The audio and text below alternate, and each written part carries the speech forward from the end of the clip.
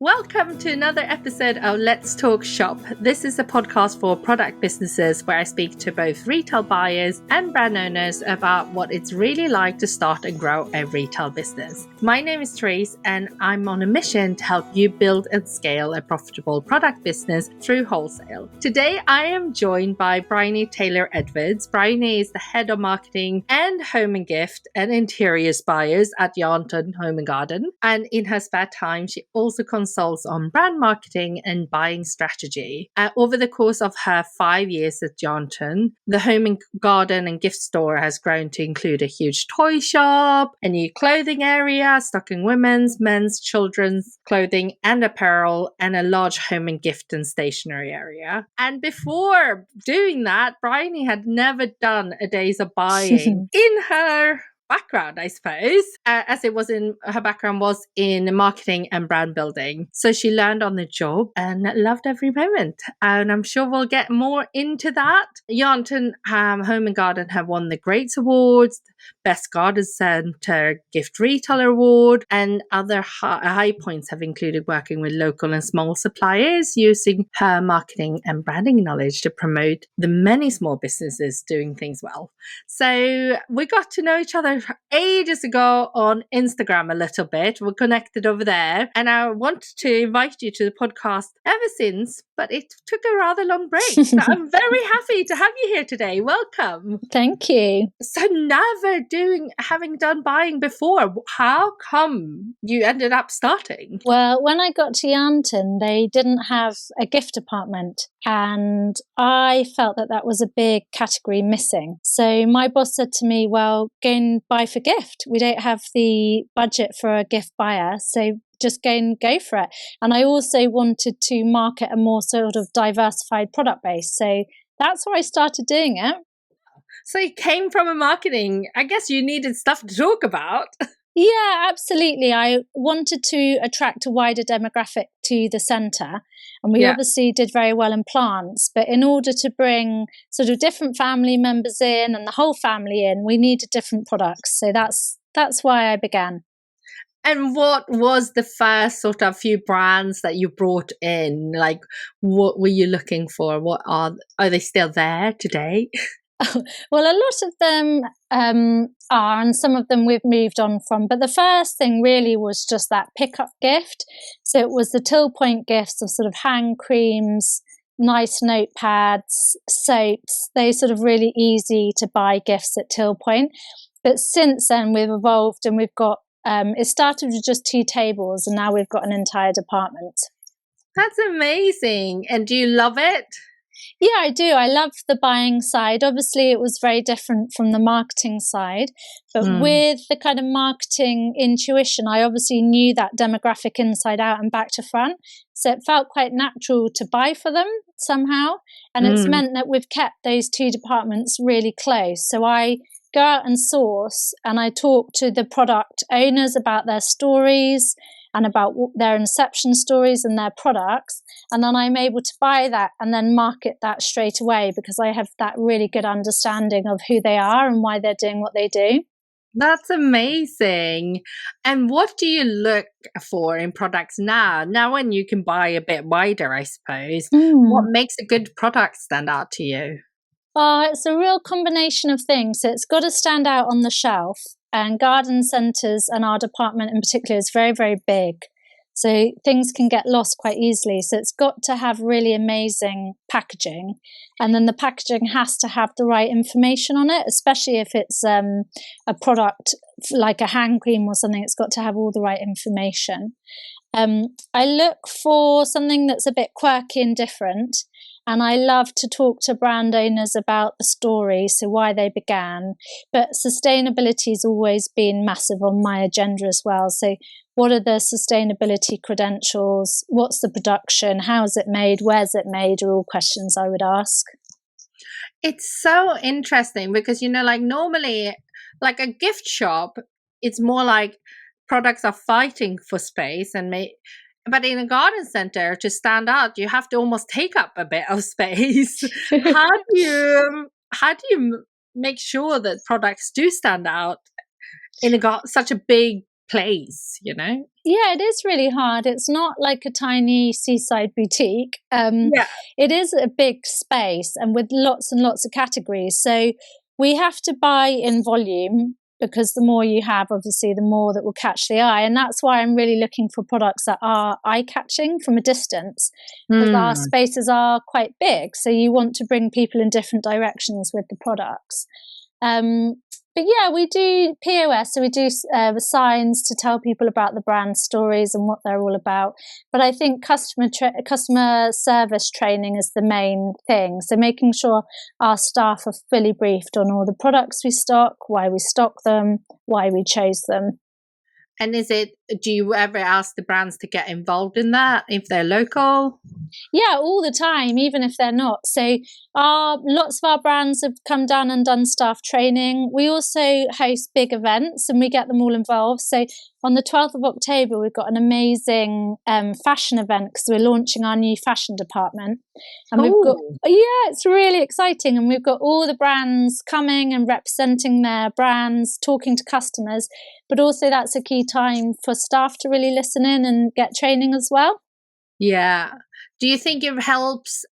Do you find that brand owners that take the time to come and visit and meet the team that are actually there representing them from you guys, does that help with the sales? Or do they usually perform better when the shop assistants and everything gets excited about their products? Yeah, I reckon it can be a make or break. So we call it product seeding. So if a brand rep will come and talk to our customers and pop up for a few days and they'll come and really inspire our customer service representatives, then we find that product will seed really well and the customers will come back. I mean, if a customer comes and meets the person behind the brand and they're a small business and they tell their story and they really inspire that customer, that brand has got that customer loyalty for us, which is obviously great, but it means that they'll keep coming back, that customer, and buying, and then I can keep buying the product. Where we haven't done that, sometimes the small brands can sort of fade out a bit because they just haven't grabbed that customer attention. I guess you also have to buy like a bit deeper into people's ranges. So do you look for brands that have quite a few products? Is that important to you? Oh, it really just does depend. If they've got like one standout product that's brilliant, I will buy into that. But obviously each account takes time to set up and manage. And we do have a really personal relationship with all our suppliers. So we like to meet them regularly because we like to build those relationships. So yeah, I am always considering, is this product worth our time in the office and then the time to market it and everything else? So ranges really help. I mean, if I can go one place for lots of things, equally, if it's just a really, really brilliant like candle brand, then I will invest if I think it's worth the investment. We always read in media and stuff, like it's so challenging in retail. Tell us a product that is doing really well at the moment that everyone's loving. I mean, clothes for us are doing really, really well, just because it's not high street store stuff. You can park, you can walk in, you can try on some of our ranges. So we're actually tripling our clothing department size.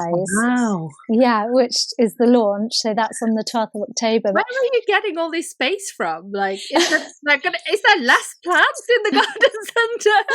Well, a few of our concessions have moved on. So that's why we keep rapidly gaining space. Oh. Yeah. And then you make it in-house instead. Yes, exactly that. So where concessions move on, we then expand into that space. And so it's been a real roller coaster because, like I said, we started from 2 tables and then over COVID, lots of them went into administration. So we suddenly had a massive super department. So that's why we're growing at pace. It's nicer, I suppose, for the customer. Okay, concessions can work brilliantly, but I guess I love going to those garden centers that has like a bit of everything but curated by the garden center. It's just more fun as a customer, I think. Yeah, and I think it's nice. It's much easier for us to tell the brand story if we, oversee the space. Mm. So do you have a whole buying team for home and gift now, or what does it look like?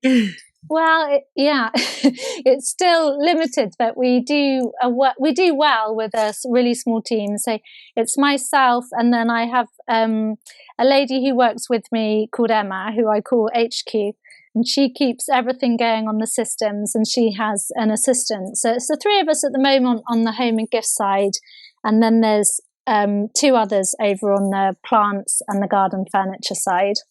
Amazing. And what do you think? So I'm guessing you get brands contact you all the time to try to pitch their product. What do you think that makes a brand stand out? Yeah, we get brands contacting us all the time, and as a buyer, you are quite sort of ruthless. You're also really, really time poor, so you tend to generally ignore lots of emails, which sounds awful, but you literally just don't have the time to reply to all the emails. So what really stands out is when people send things in. So obviously if they send in samples with a handwritten letter, lots of product businesses get it wrong. So they send stuff in, but they don't put any contact details in. Oh, yeah, it needs to be addressed to you, I guess, for you to get it. But they often don't even put their contact details in. So you just get a bag of candles and you're like, okay. So that has happened, but I think it's difficult. Some products just aren't right, and they never will be. It doesn't matter how many times someone contacts me. Other times, in a buyer's mind, they've always got a backlog of products that they might be about to put in at any one time, or they might be about to drop a brand and replace it. So consistency is really good. I have had brands that consistently contact me over a 2-year period, and then I put them in 2 years later. But because they've kept up that consistency of contact, they've stayed in my mind. Whereas if they'd only tried once, I probably would have moved on to another brand. I think like competition is really, really fierce, and it's really difficult. So from the brand side, and I tell brands this all the time, but it's really nice to hear it from you. That the consistency is important, but they always tell me, brand owners always tell me, oh, but I'm so worried. Like, what if I contacted them 3 times and not heard back? They're probably not interested, or even once. What would you say? What is a good follow-up?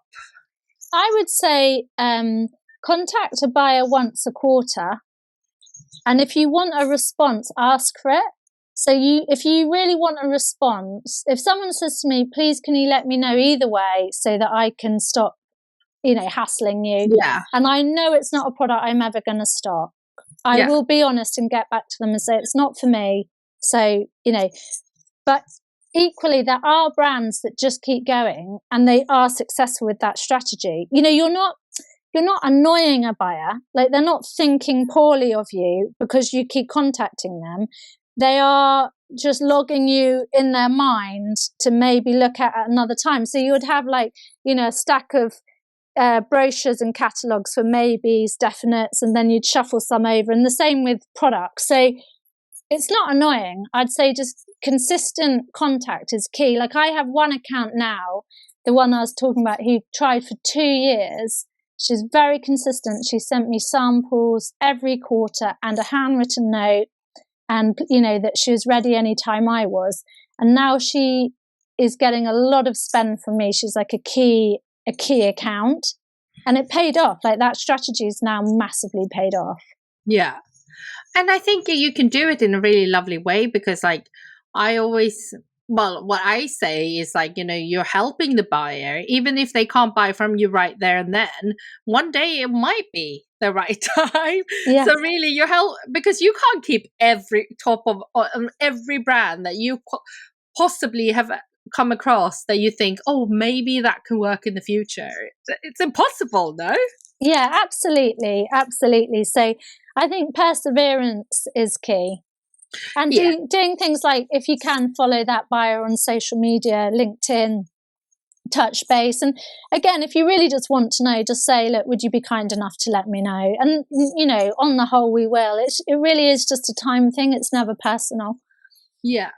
I think that's the point, like for small brands as well. Like, to them, it's very, very personal.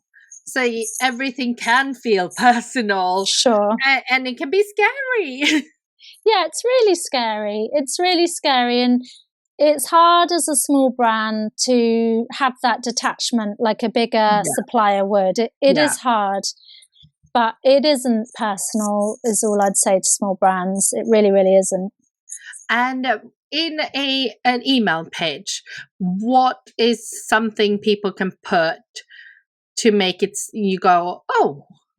I just think it's authenticity. Like, if someone wrote to me and said, I've started this skincare brand because my child suffered terribly with eczema, and I knew there was lots of people out there that had a similar problem, and so I went on a mission to source if you told your inception story from a really authentic place, and also told me how you're solving my customer's problem, because obviously as a buyer and a marketeer, I want to constantly be supplying my customers with products that they want and need.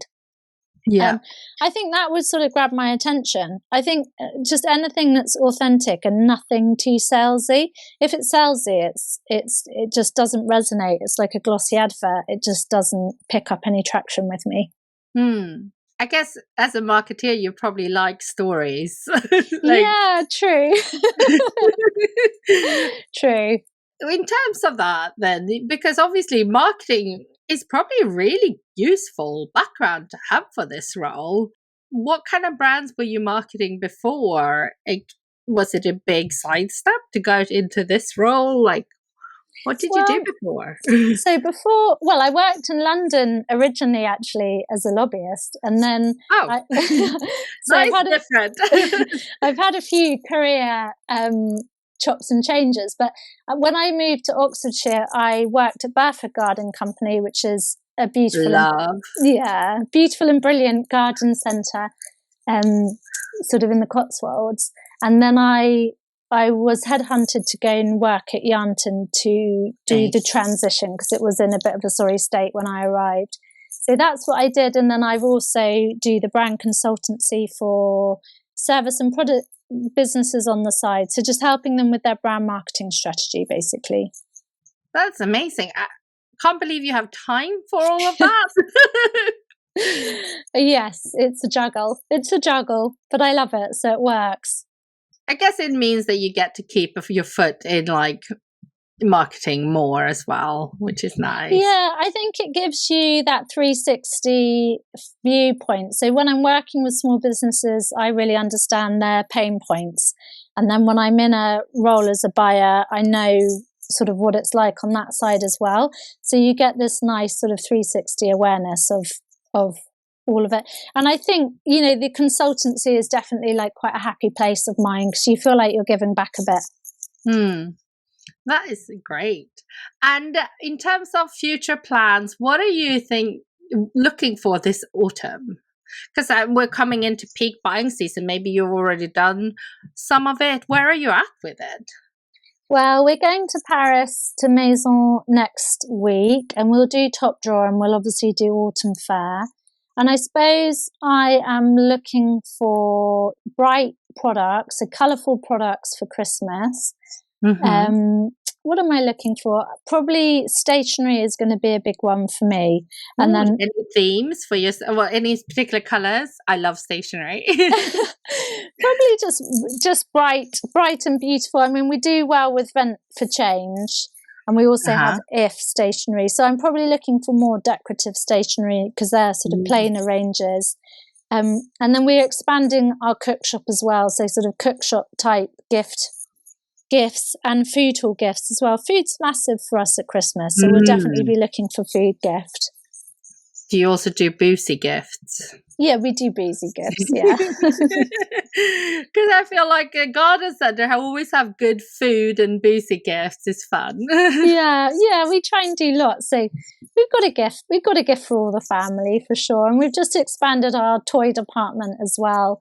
So a lot of that's already been bought because I had to buy for a new space. Yeah. But yeah, we'll be looking for unusual gifts for children as well.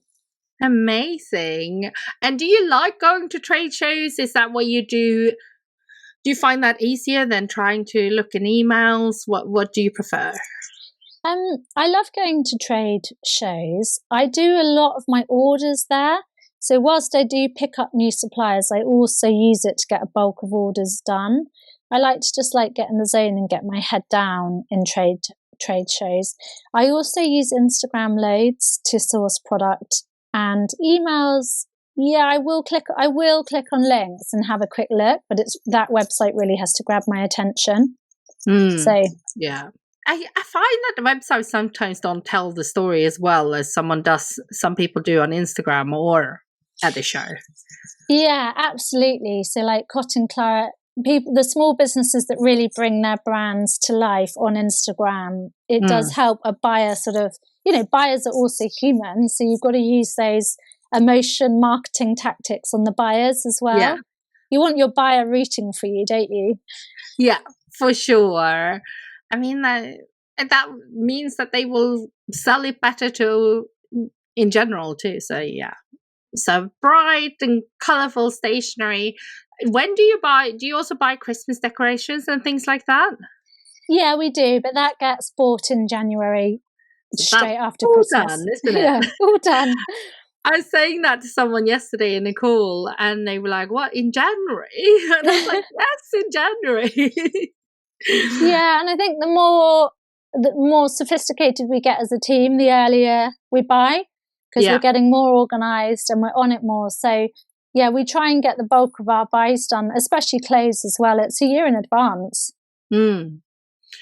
Actually, coming back to the website and the Instagram and stuff, because if you source a lot on Instagram and you do occasionally click on a website, what can brands do more, I guess, from a brand marketing point of view, do to grab your attention? I think it's all about imagery. So, I talk about this a lot on my Instagram. It's all about really good quality imagery. There's no point producing a really beautiful product and putting all your blood, sweat and tears into it and then scrimping on the photography. It's so many businesses do it. It's don't do that. Photography is literally your best investment. If you're selling a product, you've got to tell the story via that photography. And then I think it's just really quick brand messaging. So we're organic, we're eco, we're made with sustainable packaging, we care, we don't, whatever it is, it's those quick soundbite messages that you want to get across really early on. And I think those two things really, really help. And I think a founder being around, so seeing the face of a founder really, really helps as well. The buying year, what are the key times? So Christmas in January, maybe. What else? What is the other times of the year? Do you buy all year round? What are your schedule like? Yeah, my schedule is crazy because I buy and source so many departments. So I'm sort of gift, bath and body, home fragrance, clothes, accessories, menswear, children's wear, toys, food. So yeah, it's mad. Oh yeah. But obviously it doesn't matter so much when you approach then for you the first time. No, I don't think so. I wouldn't even log that as a consideration in my mind, Yeah, no, it's pretty bonkers all year, if I'm honest, for me anyway. And in terms of building a good relationship with you as a supplier, what is some things that some of your favorite supplier does, or really good suppliers, the ones that you consider, that just makes it easy for you? Yeah, so a lot of our suppliers have become friends, and I think it's the ones that ease my life. So they have roughly worked out when my stock's low. They've contacted me and they've said, let's get a meeting in. Or the ones that, obviously if you can pop in and keep an eye on stock levels and stuff, that's great as well. But it's the ones that persevere with getting that meeting in. Again, just don't feel like you're hassling a buyer, because you're not. They've probably not seen your email, they've glanced at it and something else has moved in. So it's the suppliers that just keep you organised and on track, really. So set those calendar reminders to contact your buyer. it's nice obviously to get Christmas cards. That builds that familiarity. It's lovely to get, samples. And I think just that friendly face. If you're really approachable and lovely when you come and see us, we're probably, we're going to want to see you again. Do you find that a lot of brands have stopped sending Christmas cards? Yeah, I think the older brands do. So the ones that have been doing it for a long time do. Yeah. And the younger ones, maybe not so much. Because I used to have I always made my whole team write Christmas cards to all their buyers. And I think they pretty much hated it because it was, anyone that bought regularly, right? So I would probably, send say 100, but then but one, if you were looking after smaller accounts, you would be sending a lot of great Christmas cards. I think it's so nice. Yeah, I think it's that acknowledgement that there's a relationship there that keeps that business relationship going. Yeah. So it's just not taking it for granted. And, businesses can be as creative as they want. They don't have to send Christmas cards if that's against a sustainable journey. They could send a sapling. They could, there's various things that businesses can do to imaginatively build relationships with buyers. Yeah, that's true. I feel like my accountant always sent an e-card, which apart from them, I didn't know was still a thing, but it is apparently. Yeah, so I think just use your imagination. Yeah, no, it does feel nice to be remembered like that. I think to be thought of. Yeah, exactly. So you're going into your very, very busy season. How do you stay on top? How do you keep sane during the next few weeks? It's a good question, and I don't know if I will, but I think having just a really good team behind you is absolutely key to this season, and just knowing it's not going to last forever. I think I think come Christmas actually it quietens down for a buyer. Yeah. So and from a marketing point of view, because you've got all your Christmas marketing lined up. So I think it's just knowing September is a blast and it's a lot. It's full on, but I will come out the other side. That's what I just have to keep in mind. Yeah, you will, and you will love it too, because at the same time, as exhausting as going from trade show to trade show, it's also really fun, right? So yeah. Yeah, it's energizing. You get to meet a lot of people and see a lot of new products, and you're out and about, so you're not just stuck in the office. So yeah, there are definitely worse jobs. Amazing. And in terms of your marketing and what you do on the side, what is the plans for that? How can people connect with you, and what kind of people do you work with on that side? So lots of people reach me through Instagram. That's the main way that people get in contact with me. And I just work with various small businesses. So it might be a product-led business. It might be, sorry, I got my daughter trying to call me. The joys of being a working mum. Sorry.